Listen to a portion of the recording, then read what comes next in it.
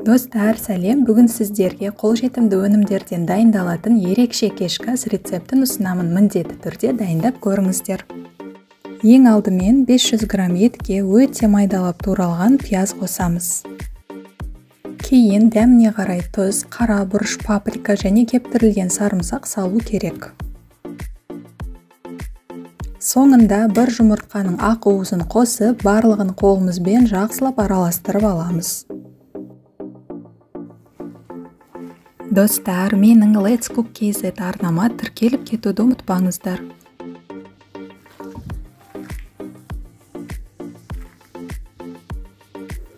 Араластырып болған соң, етті міндетті түрде видеода көрсетілгендей бірнеше рет жаныштап алған абзал, сол кезде фрикадельки өз формасын жақсы ұстайтын болады. Ал қазір картопты видеодағыдай орташа домалақтарға кесіп аламыз. Бұл тағамға орташа сопақтау келген картоптар жақсы үйлеседі.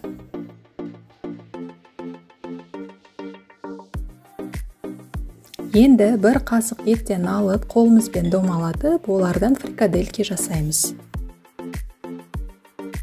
Дайын фрикаделькені дәл видеода көрсетілгендей формаға немесе противинге салып, картоппен кезекпе-кезек тізіп шығамыз. Мінекей осылай араларына да қалған картопты салып шығамыз.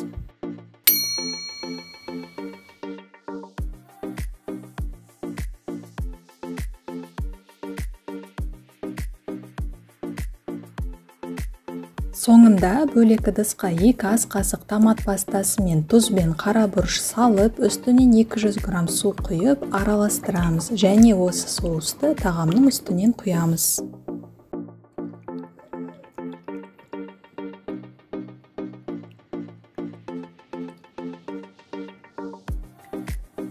Тағамның бетін фольгамен жауып, алдын ала 200 градус қызып тұрған пеште 1 сағат 20 минут пісіреміз.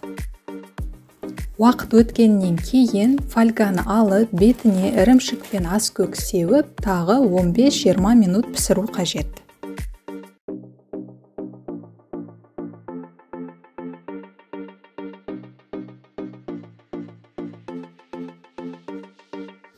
Мінекей достар, ерекше тағам дайын, артық майсыз, қуырмай, пеште пісетін пайдалы кешкі ас десек те болады. Дәмі де түрі де өте әдемі. Міндетті түрде дайындап, өзіңізді және жақындарыңызды қуантыңыздар. Рецепт үшін лайктарыңызды аямай басып, от души пікір қалдырыңыздар. Видеоны қарағандарыңыз үшін сіздерге үлкен рахмет. Келесі кездескенше аман болайық.